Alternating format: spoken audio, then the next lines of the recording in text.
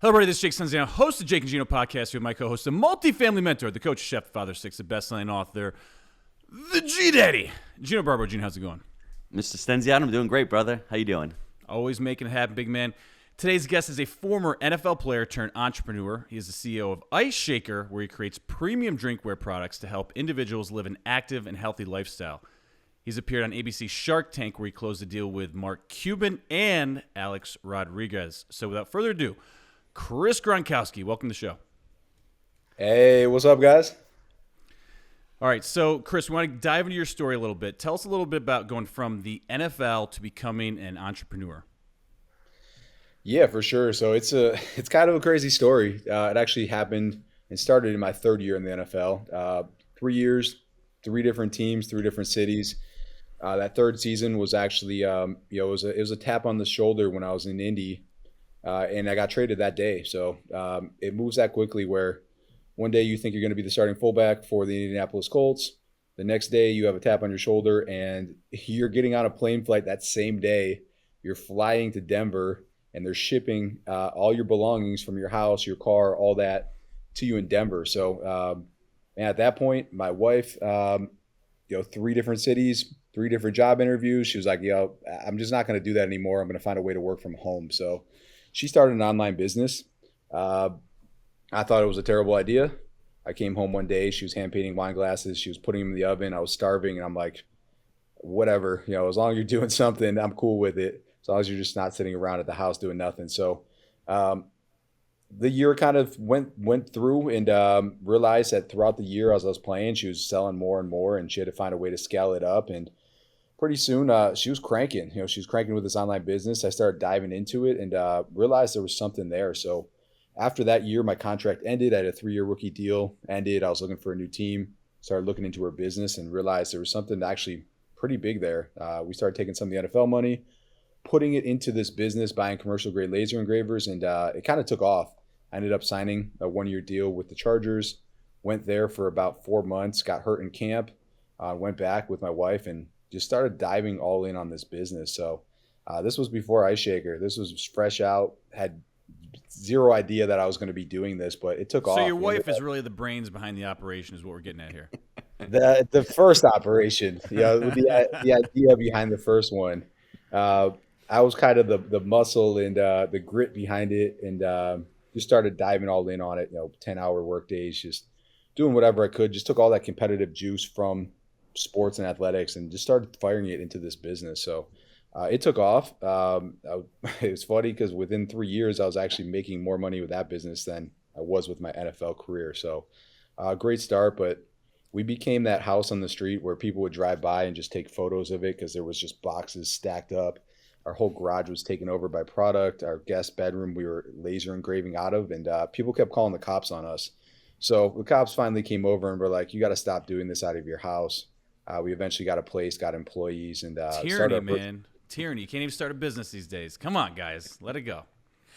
Chris, how was the – I mean, you said 3 years, like, oh, nothing, but how was it? I mean, like, you're an NFL player. You're come from a famous family.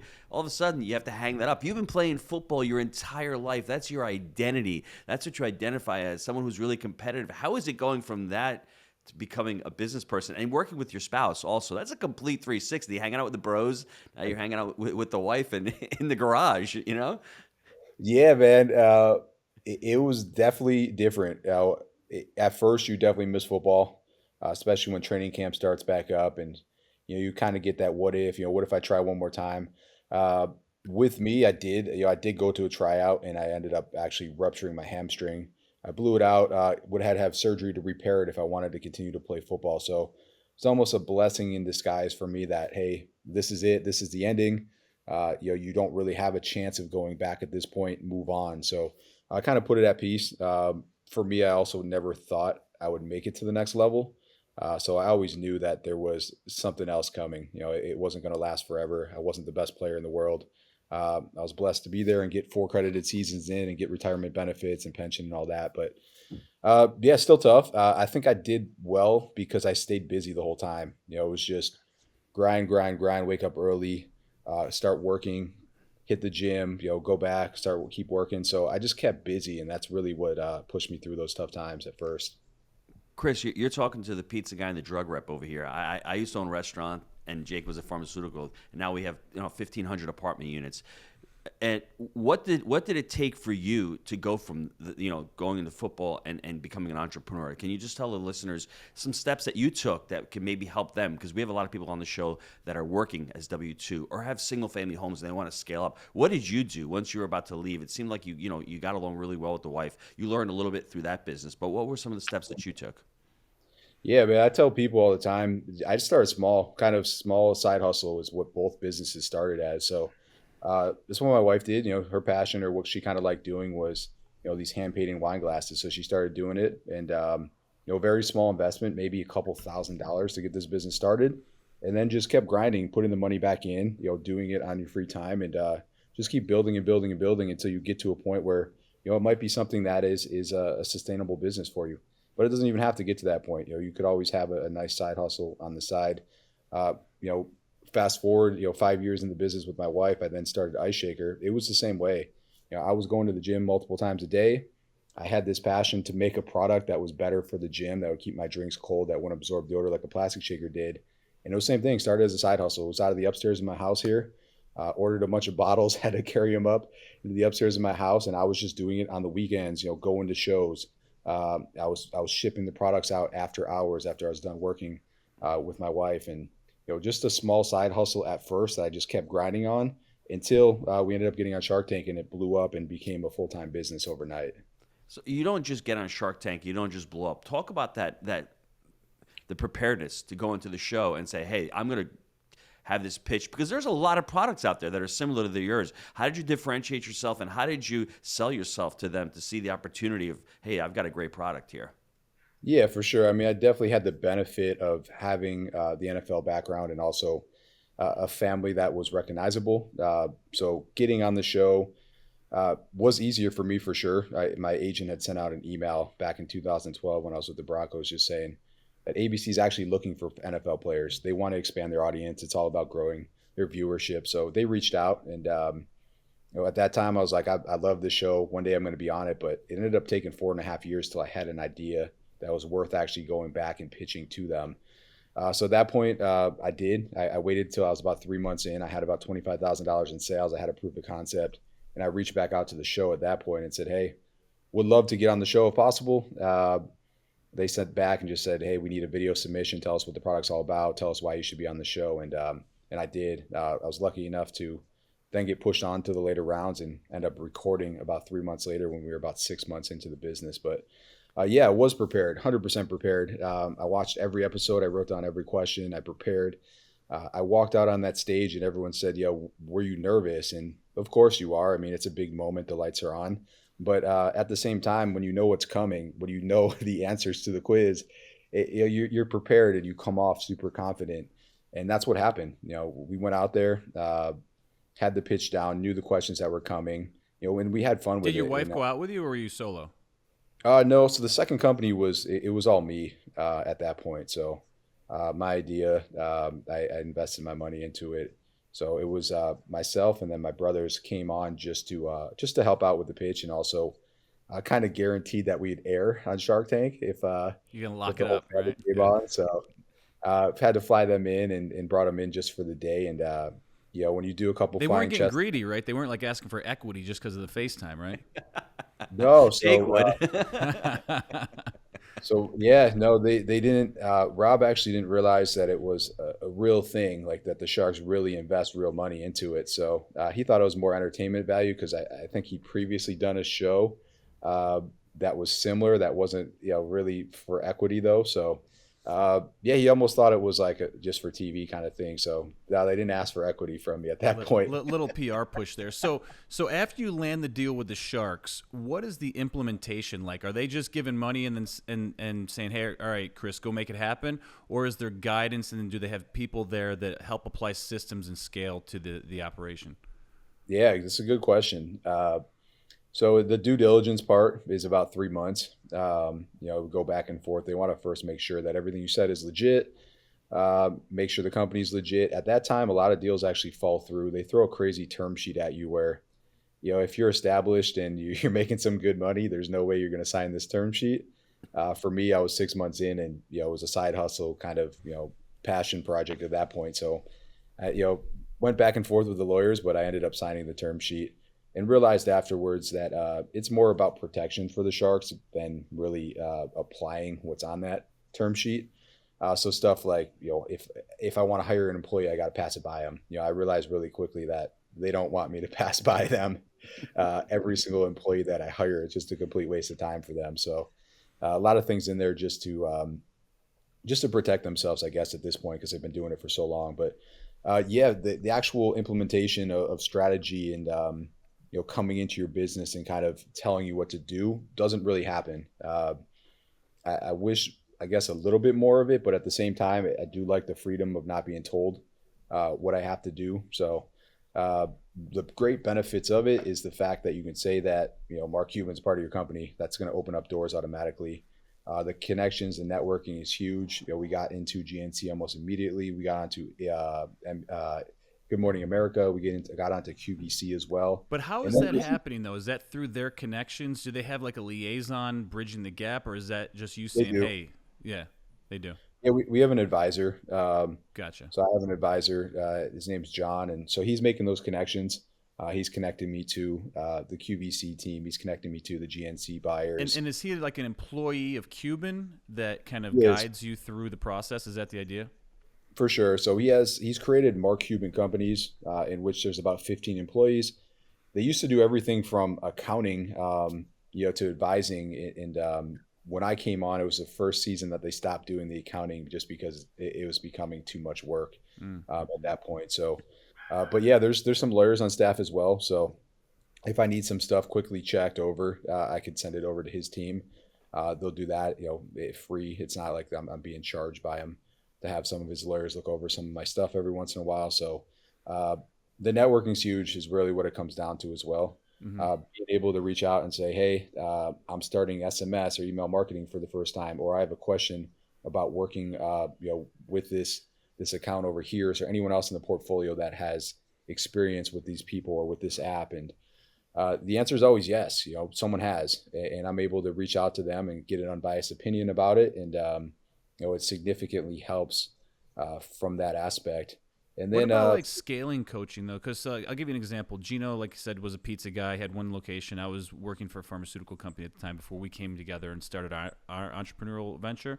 We actually had to hire like scaling up coaches and people to teach us good business systems to be able to expand. Is that part of the implementation, or is that really on you to go find that? Because you don't wake up knowing this stuff, right?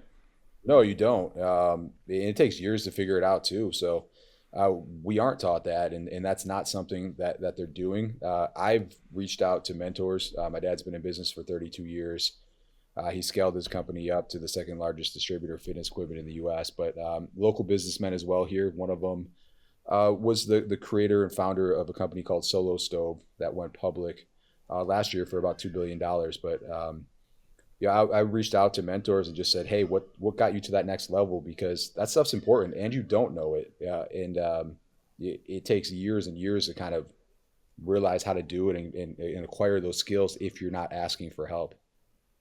I want to go back to the pitch. I mean, Jake's a snowballer. He just likes to snowplow and get really ahead and already talk about systems and scaling, making money. Yeah, we got to get there, Gino. We got to get there, man. Let me pull it back. I want to pull it back because the pitch is really important because we have investors and people who are syndicating or raising capital for deals, and it really comes down to the pitch. How did you convince people that have probably collective net worths of billions of dollars to invest in a basic startup company with very little sales, and what would that pitch look like? Yeah, for sure. They actually do a good job of helping you with the pitch. So they want you to show up on the show and do a good job. Mm-hmm. They know naturally that a lot of people are going to show up and not do a good job. So they got to make good TV. So they will come out and really help you with it. And then you actually do the pitch a couple of times before you actually get onto the show. So the producers want to know somewhat what you're going to say, what you're going to do. And then they are going to kind of help you out a little bit as well. If it's really bad, if it's good, they just let you roll with it. But So yeah, that definitely helped significantly. I think a lot of it just had to do with the family as well. They are betting on a lot of times the people, and then the product itself, just unique, different, something that has to be scalable as well. So yeah, the pitch for me, it was very simple. I mean, it's a very simple product. We don't have a bunch of new technology. It's a cup, so I think it was very simple to kind of just show them where the path was and how to get to those next steps. And then when you went to the show, what was your company lacking? What were you looking for from the Sharks? It was lacking everything at that point. We're 6 months in. I didn't know how to scale. I mean, that was a huge issue. I didn't know how to build a team. I didn't know how to put the processes in place. I didn't even have a budget or a forecast, but I had nothing. And looking back on it, it's like it was a joke, is what it was. But they were willing to, just kind of see the hustle and the grind and invest in me, I guess, at that point. And I think a lot of it had to do with just the family name and the exposure that we can bring to the product as well. So, yeah, man, I say it all the time. It took me probably 3 or 4 years to really figure out how to run a business the correct way. And you're scaling to 3 million. What was the biggest thing that you could attribute to that scale? I mean, is it the marketing? Is it the systems? Is it the processes that you put into place? At that point, it was 100% just the exposure from the show is what it came down to. The processes, the marketing, it was all right. But overall, the exposure from the show, and then we just used that to keep rolling. Facebook ads were super powerful at that time. Taking that proof of concept and taking that Shark Tank pitch and then posting and making more ads and driving traffic to all the CNBC articles that came out about it, really just magnified that exposure that we got from the show. Getting offers from all 5 Sharks is a powerful tool as well. So really emphasizing that, and then closing a deal too is pretty impressive. So a lot of people just gravitated towards the product all because of the Shark Tank airing. Gino, what he's saying is it all comes down to marketing. This is what we're hearing. If you can get your ass out there, you can get the name out there, people will respond, it sounds like. At first, and then there's a lot of things that come after that. You got to be able to fulfill, but if you get the name out there, it's going to help for sure. Chris, what did your family members say before you got on the show and before this? They're thinking about, what is Chris doing? Is he crazy right now? Does he want to do a business, or what was that conversation around the family table? Man, I mean, they've known I've always been a grinder. So, I mean, going back to college, I'm sitting in class playing heads up poker to make money so that I could party that weekend with it. So, anything. Gotta find a way, man. Yeah, man. I mean, we wanted to put a hot tub in the backyard during college, so I found a way just play poker tournaments to get it done. So nice. I was going to find a way, and I think they kind of knew that as well. The first business was the same way with my wife. It was absolutely crushing. So I think they probably thought I was a little bit crazy, but I think at the same time they knew that I was going to do what it took to get it. Like, Chris, it's a cup. How are you going to sell a cup? You're like, watch me, right? Watch me. Yeah, I mean, of course, you pull out all the stats of like this company sold for 100 million, whatever, and that was kind of my proof of concept and what I was trying to get to, and yeah, man, I think it was more just the fact that they knew I wasn't going to give up on it. And I've been on the website. You have a ton of products. How have you been able to continue to scale, add more products, and get more ideas with the company? Yeah, for sure. A lot of it comes from our customers. So if a customer says, "Hey, I want this," and then the next one says the same thing, we start recognizing it and saying, "Hey, let's figure out a way to get that done." So it started with the shaker bottle. People then asked for smaller, so we brought in smaller. They then asked for more of just a tumbler that can hold hot drinks. So we bring that in. The colors all come from our customers as well. We do a lot of surveys now. Our post-purchase surveys are awesome. We'll ask about what retailers we should work with. We ask about what partnerships we should do. We ask about what new colors or patterns we should bring in, and a lot of that feedback is what drives what we come out with next. So, are they asking for hot moms now? Because I think we saw something before the show. You want to see? Can we see that one? Can we hold that one up to the camera? For sure. So we're looking to close this deal with Danny Duncan, another big influencer, and this is another great way to actually scale up. and get in front of it. For the folks not on YouTube, he's got a shaker that says I heart hot moms, actually. So Yep. So this is a trademarked slogan of Danny Duncan. If you're on YouTube, you probably know Danny. He has over 10 million followers. And we came across Danny at a pickleball event and became friends with him. So partnerships, huge. what are you doing at a pickleball event, dude? We were, man, it was a celebrity pickleball event. So went out there. Is this we because here's the thing, we're building literally an apartment complex right now, and I don't know shit about pickleball, but everyone's like, no, this is the new hottest painful thing. to watch that shit. Hold bro. I'm on, a hold tennis on, guy, hold on. bro. The architect's going, is this one of the nude versions or the one where they wear clothes? I'm like, I don't even know what the hell this shit is. Apparently, there's like this whole community of nude pickleballers and then ones that are like wear their clothes. So, wherever you're going with it, man, is cool. But like, I just want to hear about this a little bit. So this bottle might fit in very well with that community. It's marketing, always thinking, baby, always looking to provide value. I've never heard of the nude one. That's what our architect was telling us. I didn't either. So that's pretty cool. But yeah, I mean, it's just now that we're done with sports, we like to compete in different ways now. And like cornhole is big in the family. We play like 3 in the bucket, so basketball games, stuff like that. And pickleball has kind of been one of the newer things that we've been playing against each other. So just a sport everyone can play. So we got into it, got invited to a couple tournaments. IceShaker does really well in that space as well. So started to dabble a little bit more in pickleball. nice.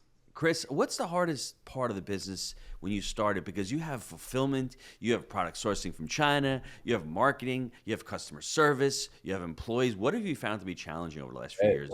Man, building the team is definitely the biggest thing. Employees. I mean, it comes from someone that, I always did everything myself. So those first couple of years and why I didn't know how to run a business is because I wanted to do every single thing myself. And I felt like I had to be successful. But if you want to scale up, if you want to get to that next level, it's the same thing as sports, which is so funny that it took me so long to realize. There's a head coach, there's assistant coaches, there's players, and you don't do all three. As an athlete, I was just the player. I wasn't coaching as well. So when I got into the business world, it's funny that it took me so long to finally realize that. But the other thing is that, Dude, you don't wake up knowing this stuff, though. That's the thing. Yeah. You just don't know. And Gino, what do we call that when someone tries to do it all themselves? I'm going to do this, I'm going to do that, and I'm going to get burned out sooner or later, and I ain't going to scale. I'm a mentality, dude, 100%. Yeah, no, for sure. So that was me really until 3 kids later and a pandemic that forced me to finally say, hey, there's no chance. I physically can't even do it anymore. I can't be at the warehouse. I have 3 kids. I can't have a babysitter over. I have to figure out a way to actually build a team at this point. And that's kind of when I started putting in a budget, a forecast, a team, an org chart for the first time. Like I had none of this stuff. So I finally reached out and said, hey, I need help. And my dad had been trying to help me from day one, and I would just ignore everything he said and thought I could. He doesn't know what he's talking about, right? Come on, Dad. You don't know what the hell you're talking about. Come on, man. He just has 200 employees, but I thought that was nothing at the time. So I finally realized it. The other big thing too was that once you get in the business world, you find out really quickly that in the locker room, everyone's there for one reason, to win the game. In the business world, a lot of people are just there just to make money, just to get their paycheck. They're there just to show up a lot of times. They're not trying to win a game or be a team player. They're not all in. Yeah. Exactly. So you don't realize that until you step out of the locker room and you get into the real world, and you figure that out really quickly. So finding a way to keep people motivated and build a team culture was very difficult at first. I love that you say that because that's really important. Before we go to short answers, I want to answer that question. I mean, in the real world, it's all about equity and diversity and let's being fair. In the real world, it's all about how do we build this thing and who's the best and who's the most appropriate person for this position. For you, for us, our defining moment is when we created core values and a mission statement. That's when all of a sudden everything exploded for us. We have people first, make it happen, extreme ownership, unwavering ethics, and growth mindset. Those are our 5 core values. And once we did that, we went from 600 apartment units to 1,300 within a year and a half to 2 years. It was amazing what happened, actually. We had clarity. We were about to say, you know what? Here's the culture. It's not my job. Well, then you're not our employee. You're not a great fit for us. Can you point to 1 or 2 things that you did in your organization that was like, oh, wow, lights out? I mean, this didn't really help the scale. Yeah, for sure. First off, the budget and forecast was huge because it gave us that direction and it gave us a way to measure it and goals to go against quarterly and yearly. The second thing was something that came from my dad. It was a way to incentivize everyone as a team instead of individuals. So all his top guys, he would put them into almost like a profit sharing. So he would give them a total pot, and it was based along the total revenue of the company. And everyone could see it. Everyone knew what it was, and it was all split if they hit their goals together as a team. So once I started incentivizing everyone as a team, everything changed. The sales team started talking to the fulfillment team and figuring out the best ways to get things done.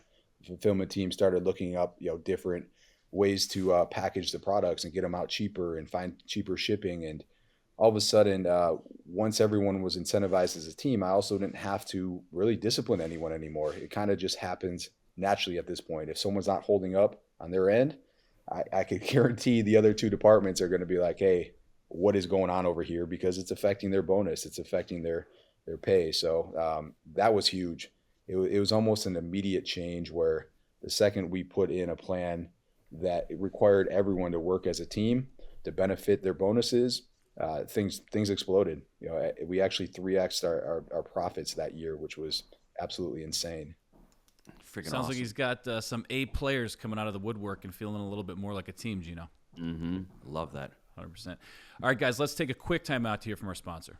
A question, Gino, and I get a lot is, what's a great value add? You've just closed a deal and you're looking for a way to maximize the attractiveness of your complex to potential renters. At Rand Property Management, we start at the bottom. Literally, we start with the flooring. And that means we start with a call to Christian Chapman and his team at David's Abbey Carpet and Flooring. No one wants to deal with the expense and hassle of putting in new floors, and that is exactly why we turned to David's Abbey. David's Abbey Carpet and Flooring provides a quality, long-lasting product at a great price. The wear layer and waterproofing that comes standard with all David Abbey products will ensure you are on solid ground for years to come. My favorite part of working with Christian and his team is convenience. David's Abbey will direct ship their product to anywhere in the U.S. That's white glove service, folks. And your installation team will love how easy it is to install. The next time that you're looking for a great value add, give our friends at David's Abbey Carpet and Flooring a call and speak with Christian. Or click the link in the show notes to visit their website today. All right, we're back. I want to talk about the team currently. What's the size of the organization, feel the team, and describe that a little bit. Yeah, for sure. We have about 20 employees right now at this point, so we're still pretty small. I've built out an org chart over the next 3 years to hit about 50 employees. It's kind of the goal, or where we think we can get to. But yeah, it's mostly, we do all of our own fulfillment still, and we do our own customization as well. So a lot of those employees are on that side. We completely control it. It's one of our huge advantages that we have over other companies, because we turn stuff within 2 to 3 days, sometimes same day. So custom engraving is huge. We do a lot of logo bottles. We do a lot of one-offs as well, but other companies can't offer that, and everyone waits till the last minute. So if we could turn a couple thousand bottles and get them out within 5 days, that's a huge order that we're going to get that no one else is going to get.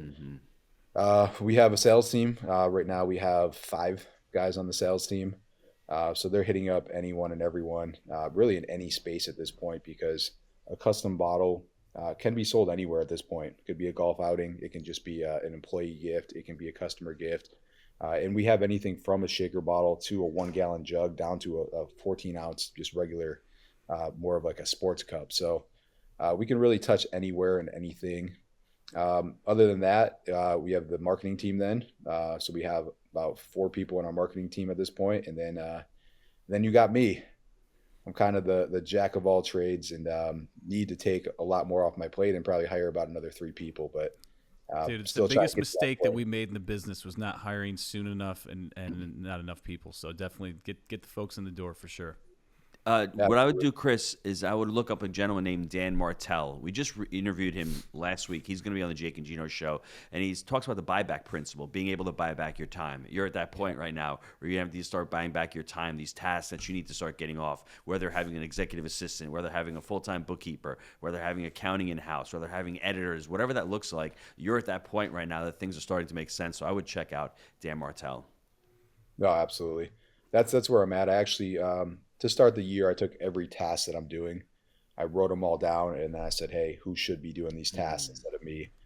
When I did that, I pulled out about 3 different full-time jobs that could be done at that point, and I've hired one so far at this point. So there's probably another two that I have to hire. It just I want to make sure I get these people in the door, get them trained right, and have all the Onboarded properly. Yeah, 100%. Absolutely.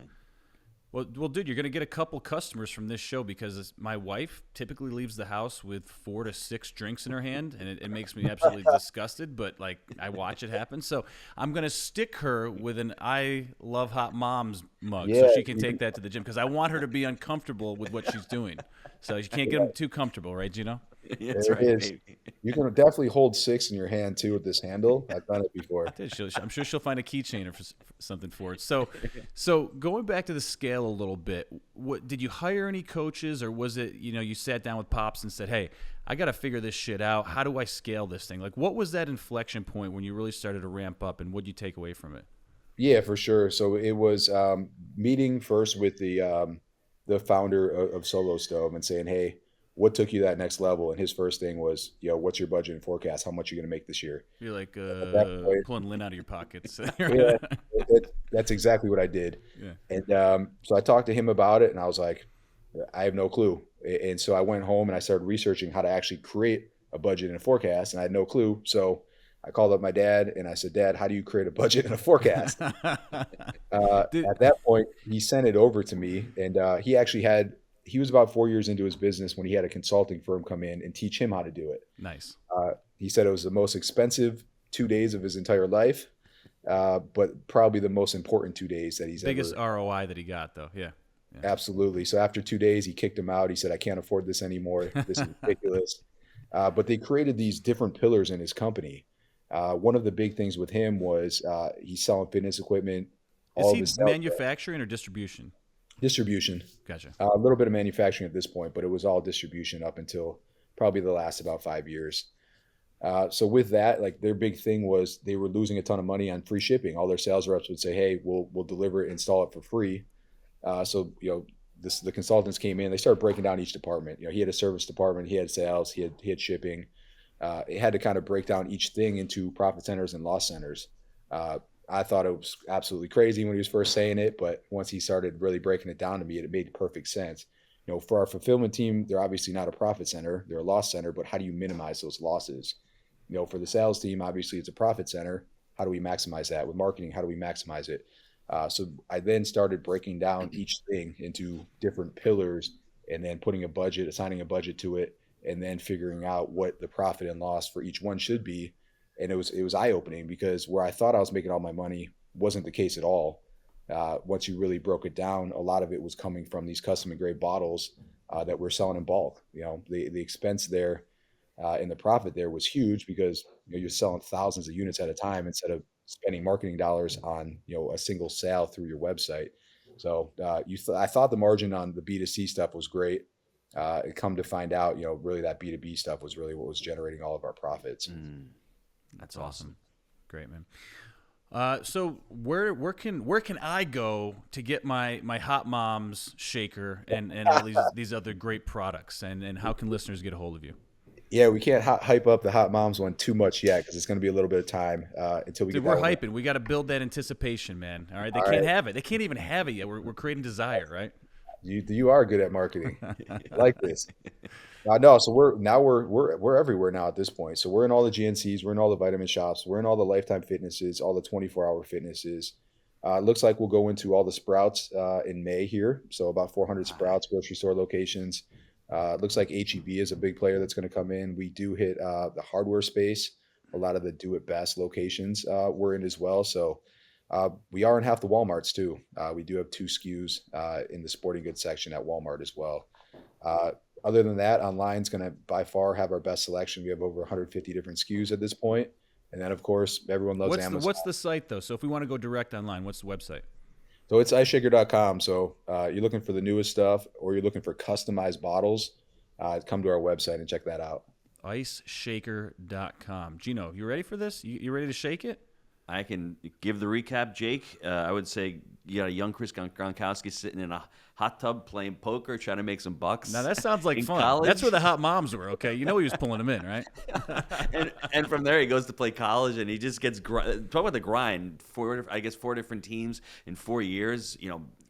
Blowing out your quad and just saying, I can't do this anymore. And all of a sudden he sees his wife making a ton of money going, hold on a second, what's she doing here? I need to reinvent myself. And lo and behold, Pops has got 200 employees. And he's not even talking about Pops is the one who could really help him out. But he's like, Pops don't know nothing. And then when it gets down to it, he goes to get Mark Cuban to get a deal for him. And then he figures to himself, holy crap, I have people I need to scale. And there's only 2 ways you can learn. It's either in the classroom or on the streets. And on the streets, it's a lot more expensive, and it takes a lot longer to do it. And I mean, it's been an awesome story to talk about marketing, sales, budgeting, stuff that you didn't know 3 or 4 or 5 years ago. And it's amazing the growth that you've been able to do and all the different areas that you're in. And what I'll do is I will get Jake to take a couple pictures of him naked playing pickleball for you, so you can get it over into the. Dude, nobody wants to see that shit, all right? Dude, no, this is great, gang. That was a great summary. that about sums it up. No, really appreciate the time today, gang. As always, we believe in buying deals for the long term. Think in decades. I'm Jake. He's the G Daddy, and we make it happen. Chris, great job today. Really appreciate your time. Thanks, guys. Thanks for having me, guys.